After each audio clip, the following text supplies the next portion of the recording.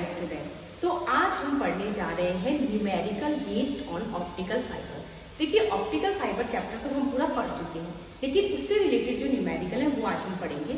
और मैंने जब आपको ऑप्टिकल फाइबर पढ़ाया था, अगर आपने ऑप्टिकल फाइबर चैप्टर नहीं पढ़ा है तो मैं आपको डिस्क्रिप्शन में लिंक शेयर कर देती हूँ, आप वहाँ जाके इसको पढ़ सकते हैं। तो इसके अंदर जो हम डिटरमाइन करते हैं इस पूरे चैप्टर के अंदर ऑप्टिकल फाइबर के अंदर, वो हम क्या डिटरमाइन करते हैं, हम डिटरमाइन करते हैं इसके अंदर एक्सेप्टेंस एंगल। देखिए एक बार मैं आपको न्यूमेरिकल स्टार्ट करने से पहले एक ब्रीफ इसका बता देती हूँ। होता क्या है, ये हमारे पास में मान लीजिए एक ऑप्टिकल फाइबर है। ये ऑप्टिकल फाइबर का कौन सा वाला पार्ट हो गया, ये इसका कोर हो गया, और ये इसका कौन सा पार्ट हो गया, क्लैडिंग वाला पार्ट हो गया। कोर का रिफ्रैक्टिव इंडेक्स N1, क्लैडिंग का हम ले लेते हैं N2, आपको पता है। और यहाँ पे हमारे पास में क्या होना है, एक लाइट वेव होगी, वो लाइट वेव जो है वो एंटर करेगी। मान लीजिए जो लाइट वेव है हमारी वो एंटर कर रही है किस मीडियम से, एयर से। तो अगर ये एयर से हमारे पास में एंटर कर रही है तो एयर का रिफ्रैक्टिव इंडेक्स N0 और इसकी वैल्यू हमारे पास में 1 हो जाती है एयर की, ठीक है। तो देखिए ये एंगल क्या होता है हमारे पास में, थीटा नॉट एंगल। और यही एंगल जो थीटा नॉट एंगल है इसे हमें डिटरमाइन करना होता है, इसे एक्सेप्टेंस एंगल कहते हैं। होता क्या एक्सेप्टेंस एंगल, होता यह है कि जो हमारी लाइट वेव एंटर कर रही है कोर के अंदर, उसे हमें ये मेक श्योर कराना है कि वो लाइट वेव जो हमारी लाइट वेव है वो सिर्फ और सिर्फ कोर वाला जो पार्ट है इस कोर के अंदर ही ज़िगज़ैग मूवमेंट करते हुए और कहाँ निकल जाए, बाहर, जो हमारे पास में एक एंड से कहाँ पे चली जाए, दूसरे एंड पे बाहर चली जाए। और ये कब पॉसिबल है, ये पॉसिबल होता है TIR की वजह से, टोटल इंटरनल रिफ्लेक्शन। क्योंकि मैं आपको बता भी चुकी हूँ कि हमारा जो ऑप्टिकल फाइबर होता है वो TIR पर वर्क करता है, टोटल इंटरनल रिफ्लेक्शन पे।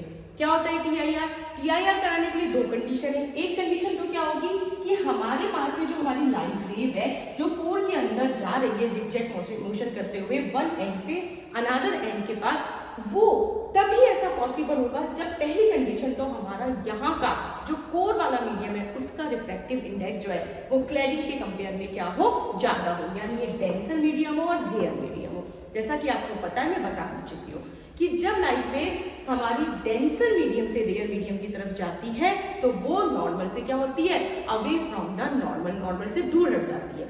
और दूसरी कंडीशन ये है कि ये जो हमारे पास में नॉर्मल है इसके साथ हमारी जो ये रे है, ये यहाँ पे रे हमारी रिफ्रैक्ट हुई, रिफ्रैक्ट होने के बाद में जो रे हमारी आ रही है, जो ये पॉइंट हम A ले लेते हैं, इसको हम कौन सा पॉइंट ले लेते हैं, B। तो जब B पॉइंट पे हमारी रे स्ट्राइक कर रही है तो स्ट्राइक करने पे जो ये एंगल यहाँ पे फॉर्म हो रहा है, इस एंगल की वैल्यू क्रिटिकल एंगल से ज्यादा होनी चाहिए। इस एंगल की वैल्यू जब क्रिटिकल एंगल से ज्यादा होगी तभी हमारी जो वेव है, लाइट वेव, वो वापस इसी मीडियम में क्या करेगी, रिफ्लेक्ट बैक हो जाएगी। तो इसी पे हमारा पूरा ये डिपेंड करता है। अब बात ये आती है, ये हमें पता चल गया कि डेंसर मीडियम से रेयर मीडियम में हमारी वेव जाए, ये भी हमें पता चल गया कि क्या होना चाहिए, ये जो एंगल है इसकी वैल्यू क्रिटिकल एंगल से क्या हो, ज्यादा। लेकिन बात अब ये आती है कि एक्सेप्टेंस एंगल क्यों डिटरमाइन कर रहे हैं, व्हाई दिस एंगल, हम ये क्यों डिटरमाइन कर रहे हैं, हम ये इसलिए डिटरमाइन कर रहे हैं।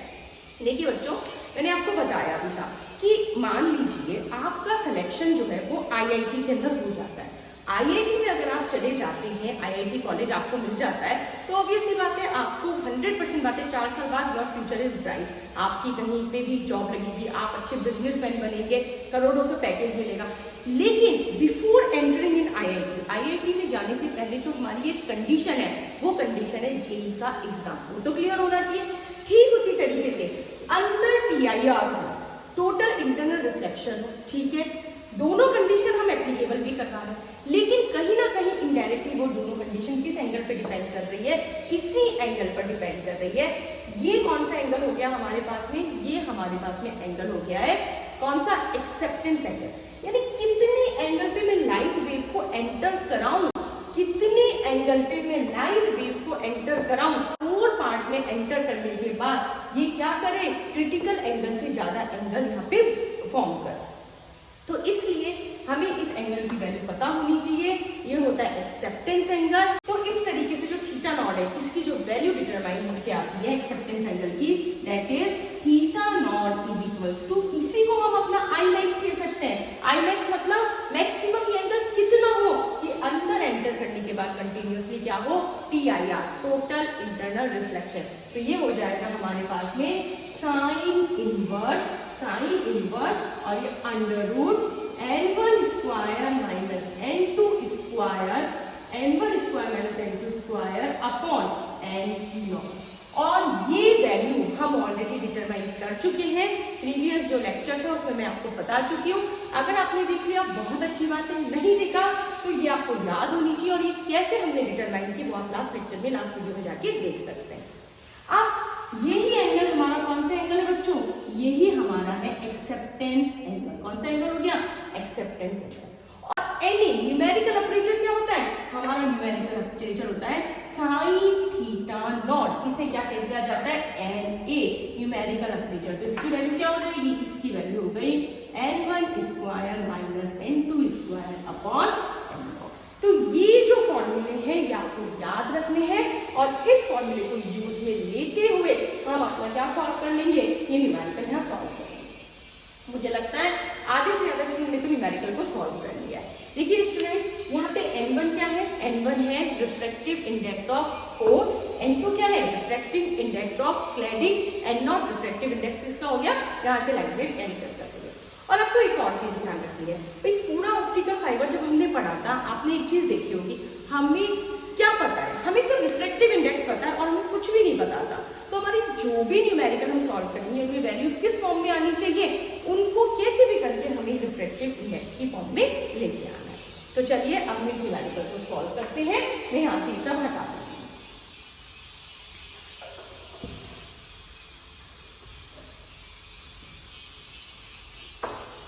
तो देखिए न्यूमेरिकल क्या है, a typical optical fibre n1 1.50, n1 क्या हो गया, refractive index of core, with cladding n2 1.401, it means ये क्या हो गया, रिफ्रैक्टिव इंडेक्स ऑफ क्लैडिंग वाला जो पार्ट है उसका। यूज इन वाटर, देखिए यहाँ पे चेंज हो गया, अब हमारी लाइट वेव कहाँ से आ रही है, वाटर से आ रही है, वो एयर से एंटर नहीं कर रही, कहाँ से एंटर कर रही है, वाटर से। वाटर का रिफ्रैक्टिव इंडेक्स हमें पता है 1.33, ठीक है, वाटर एनवायरमेंट से आ रही है। क्या डिटरमाइन करना है, न्यूमेरिकल अपर्चर NA हो गया होगा आप लोगों का determine, and maximum acceptance angle theta naught की वैल्यू को हमें डिटरमाइन करना है, ठीक है। तो हम स्टार्ट करते हैं। सबसे पहले हमें लिखना होगा गिवन। गिवन हमें क्या क्या गिवन है बच्चों, हमें गिवन है n1 इक्वल्स टू 1.50, हमें गिवन है n2 1.401, हमें गिवन है n0 जिसकी वैल्यू 1.33 है। Okay done. अब हमें पता है वी नो दैट, हमें पता है हमें क्या डिटरमाइन करना है, सबसे पहले मैक्सिमम एक्सेप्टेंस एंगल हम डिटरमाइन कर लेते हैं। तो वी नो दैट क्या होता है, theta naught is equals to, और यही हमारा क्या है, आई मैक्स, इसी को कह सकते हैं, ठीक है, ठीक है। तो ये हो गया हमारे पास में साइन इनवर्स, इसके बाद हमारे पास में n1 square minus n2 square, इसका आ जाएगा अंडर रूट अपॉन n। ये हमारे पास में क्या डिटरमाइन, ये क्या आ गया हमारे पास में, ये फॉर्मूला, अभी अभी हमने ये फॉर्मूला देखा था। हम वैल्यूज को पुट कर देते हैं, तो हमारे पास में theta naught equals to sine inverse, n1 की वैल्यू क्या हो गई, n1 की वैल्यू है 1.50 का स्क्वायर, n2 की वैल्यू 1.401 का स्क्वायर, इसका हमने ले लिया फिर अंडर रूट, और अपॉन क्या हो गया n0 की वैल्यू पुट कर देंगे 1.3। आप लोग साथ साथ सॉल्व करते जाइए, या फिर मुझे लगता है आप लोगों ने सॉल्व कर लिया होगा, कैलकुलेटर अलाउड है, आप कैलकुलेटर यूज कर सकते हैं।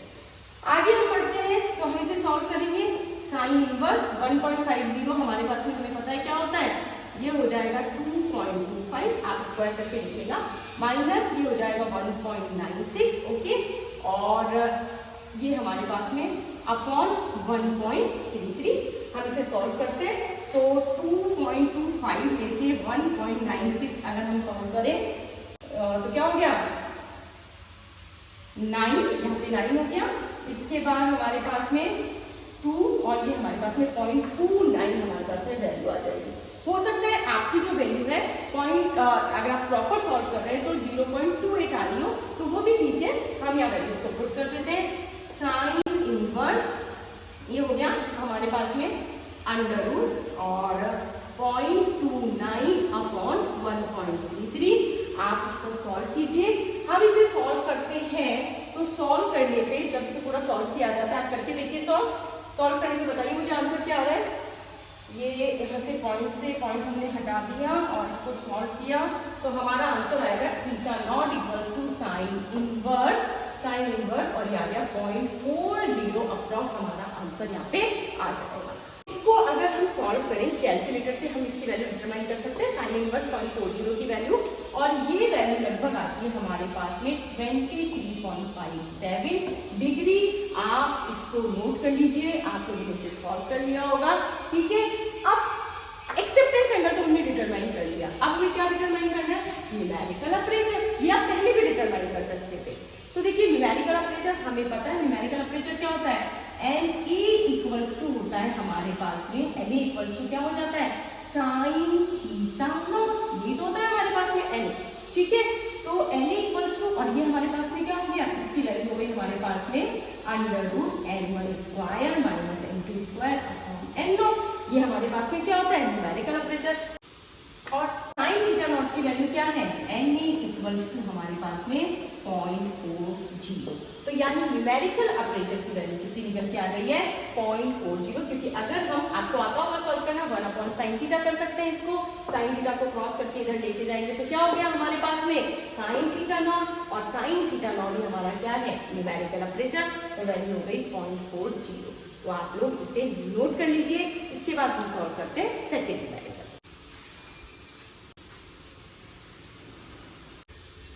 तो चलिए अब हम शुरू करते हैं हमारा नेक्स्ट न्यूमेरिकल। हमारा नेक्स्ट न्यूमेरिकल भी बिल्कुल उसी फॉर्मूले पे उसी तरीके से हमें सॉल्व करना है। तो देखिए स्टार्ट करते हैं। क्या गिवन है, गिवन है कैलकुलेट रिफ्रैक्टिव इंडेक्स। अब हमें क्या कैलकुलेट करना है, रिफ्रैक्टिव इंडेक्स कैलकुलेट करना है ऑफ कोर एंड क्लैडिंग। मतलब हमें क्या डिटरमाइन करना है, कोर का रिफ्रैक्टिव इंडेक्स N1, क्लैडिंग का refractive index N2। This time we have to determine this, okay. अब क्या बोल रखा है, हमें गिवन क्या है, NA की वैल्यू गिवन दे दी, एकदम सिंपल हो गया। हमें पता है NA इक्वल्स टू क्या हो जाता है, N1 square minus N2 square √N0। आपने सॉल्व कर भी लिया होगा। और इसके अलावा हमें वैल्यू दे दी है फ्रैक्शन रिफ्रैक्टिव इंडेक्स चेंज। मतलब हमें किसकी वैल्यू गिवन है, डेल की वैल्यू हमें गिवन है। डेल की वैल्यू हमें पता है कैसे डिटरमाइन होती है। And also find critical angle. हमें और क्या डिटरमाइन करना है, क्रिटिकल एंगल और एक्सेप्टेंस एंगल। देखिए NA गिवन है तो एक्सेप्टेंस एंगल तो हमारा आ ही जाएगा। रिफ्रैक्टिव इंडेक्स N1 N2 अभी हम डिटरमाइन कर ही लेंगे। तो अब हम इस क्वेश्चन को स्टार्ट करते हैं। आप लोग भी अपनी कॉपीज में इसको स्टार्ट कीजिए। देखिए सबसे पहले first we have to write given में हमें गिवन है सबसे पहले इसके अंदर NA की वैल्यू हो गई हमारे पास में 0.22। इसके अलावा रिफ्रैक्टिव इंडेक्स चेंज यानी del equals to N1 minus N2 upon N1 होता है। इसकी वैल्यू कितनी गिवन है, 0.012 is equals to N1 minus N2 upon N1। ये कहाँ से है वैल्यू, ये हमने लास्ट लेक्चर में पढ़ा था, ठीक है। तो देखिए मैं आपको इसकी वैल्यू डिटरमाइन करना सिखा चुकी हूँ। आप प्लीज जाके प्रीवियस लेक्चर देखेंगे, आपके सारे डाउट क्लियर हो जाएंगे। अगर हम इसको क्रॉस करने पे हो गया हमारे पास में 0.012 N1 equals to N1 minus N2, N1 को इधर लिया है, 0.012 N1 minus N1 equals to minus N2। इसे अगर मैं सॉल्व करूँ, N1 कॉमन ले लेते हैं, 0.012 माइनस हमारे पास में 1 इक्वल्स टू माइनस N2। तो देखिए अब इसको आगे सॉल्व करें, आगे आपने सॉल्व कर ही लिया होगा। 1 में से हम माइनस कर दें 1.000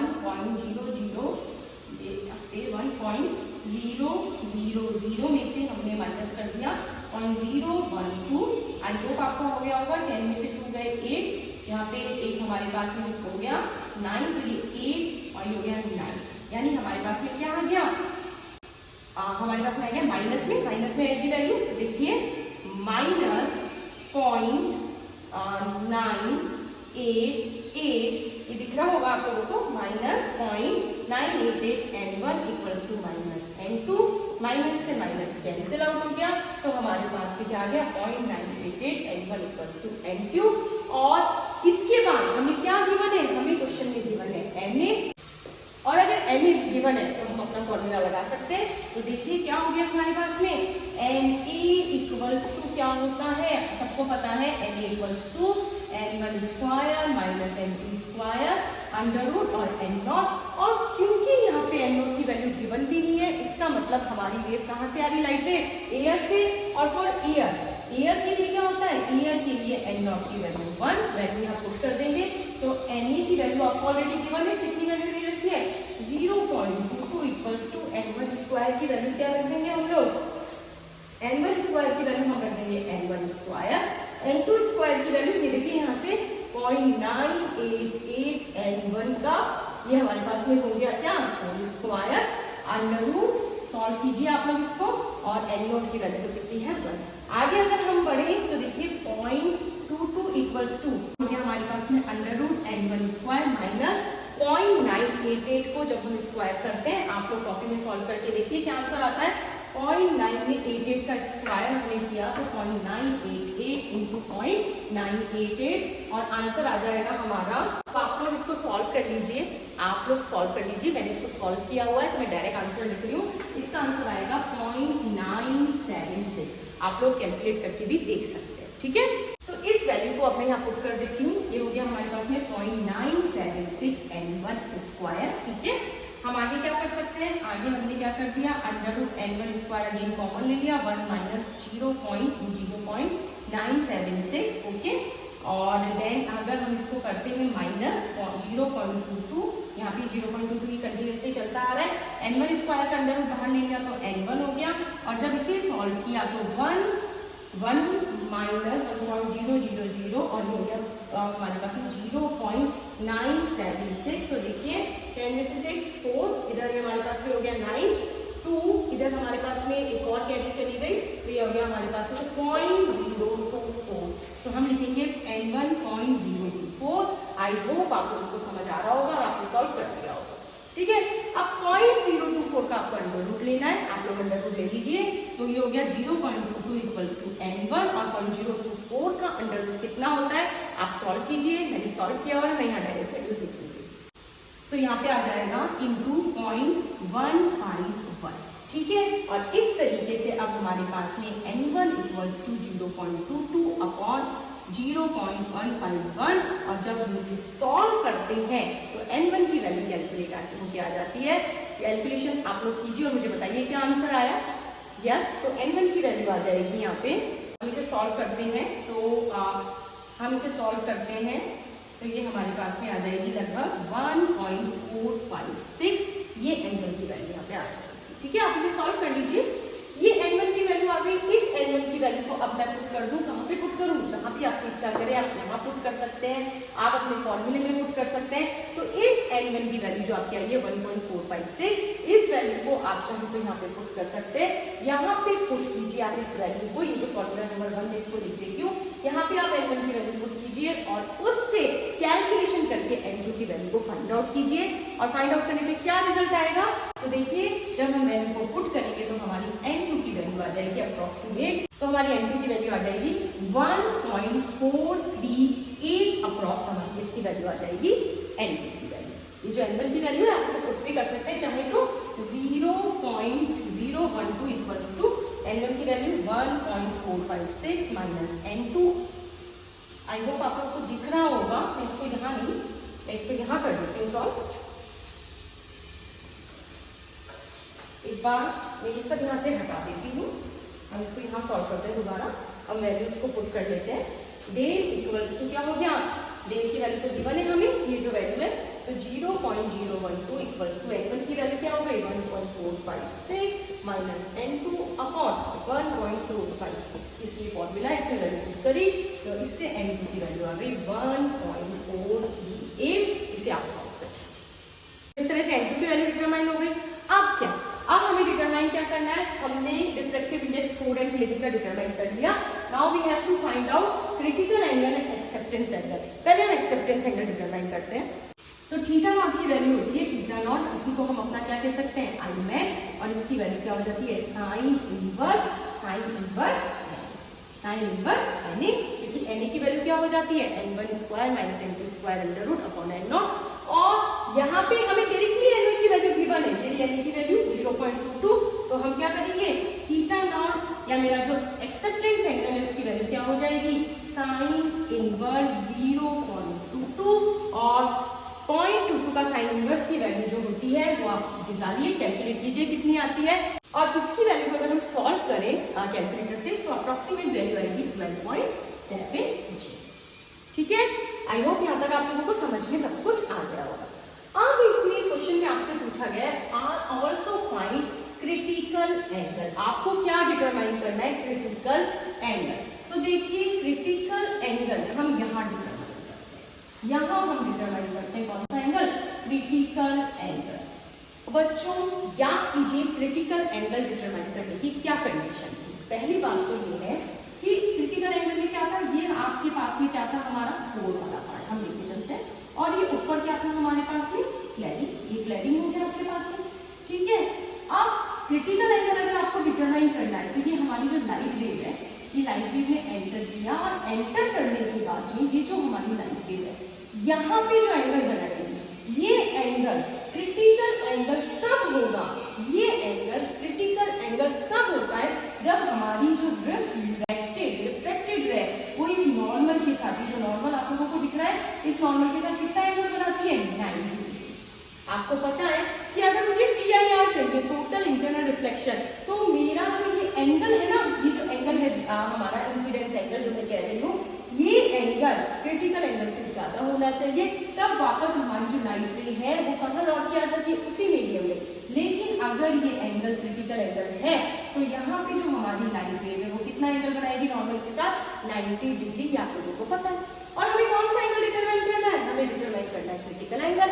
तो क्रिटिकल एंगल डिटरमाइन करने के लिए स्नेल्स का लॉ हम यहाँ लगा दें। तो कोर का तो कितना रिफ्रैक्टिव इंडेक्स है? N1। क्लैडिंग का कितना है? N2। तो देखिए ये जो B पॉइंट है इस पर हमने लगा दिया कौन सा? स्नेल्स का लॉ। तो N1 sin theta C critical angle देखिए हमें डिटरमाइन करना है, और N2 sin, और sin की वैल्यू कितनी है हमारे पास में? 90 डिग्री, क्योंकि कितना एंगल बन रहा है नॉर्मल के साथ? 90 डिग्री। और sin 90 की वैल्यू हमें पता है कितनी होती है? 1। तो N1 sin theta C equals to N2, और sin theta C equals to N2 upon N1 हमारे पास में हो जाएगा। और critical angle theta C equals to क्या हो गया? sin inverse N2 upon N1, और हमें sin इनवर्स, हमें N2 की वैल्यू पता है कितनी है हमारे पास में?